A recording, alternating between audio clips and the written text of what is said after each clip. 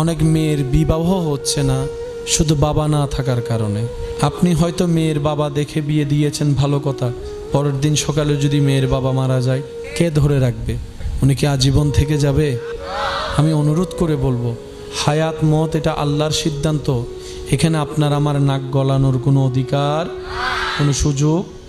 কারো ঘরে যদি দেখেন যে বাবা নেই, তাহলে আরও দ্রুতভাবে সেখান থেকে বিয়ে দেওয়ার চেষ্টা করবেন, বিয়ে করানোর চেষ্টা করবেন।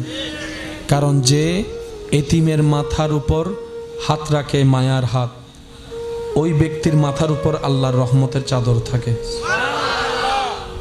কোথাও যদি এতিম দেখেন, ওনাদেরকে অবমূল্যায়ন করলে আমরা অমানুষ হয়ে যাব, আল্লাহর দরবারে, আল্লাহর কাঠগড়ায় আমরা আসামি হয়ে যাব।